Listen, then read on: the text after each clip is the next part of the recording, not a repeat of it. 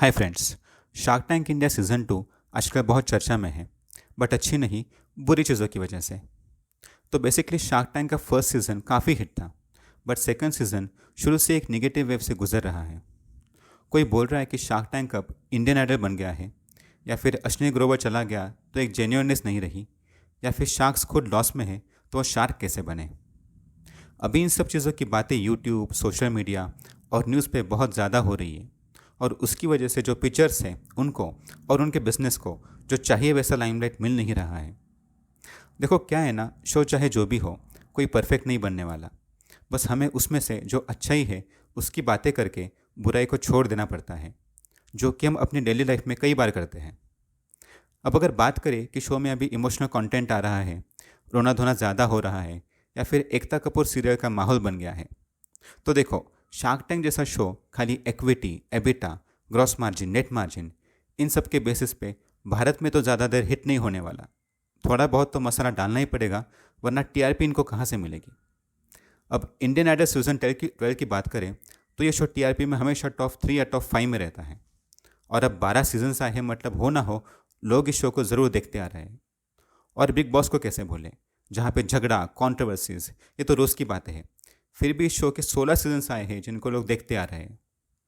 अब big boss जैसे shows में ऑलरेडी सेलिब्रिटीज़ होते हैं जो कि अच्छे खासे फेमस हैं, और उनको और फेम भी मिलती है।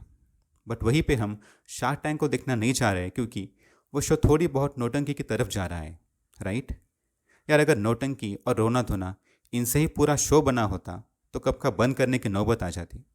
बट वहाँ पे कहीं ना कहीं थोड़ी बहुत बिजनेस की भी बातें होती रहती है, जिससे हमें या फिर जो भी अपकमिंग एंटरप्रेन्योर्स हो उनको एक प्रेरणा मिलती है।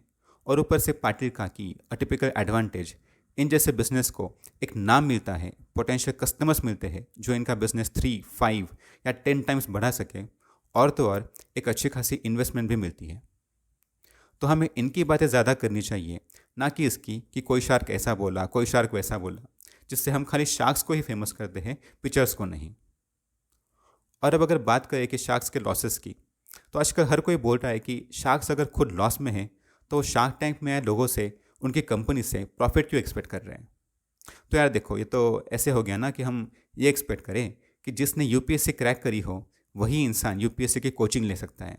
राइट। यहाँ पे शार्क्स का ओवरऑल एक्सपीरियंस जो है वो भी बहुत मैटर करता है लोगों का बिजनेस ग्रो कराने में।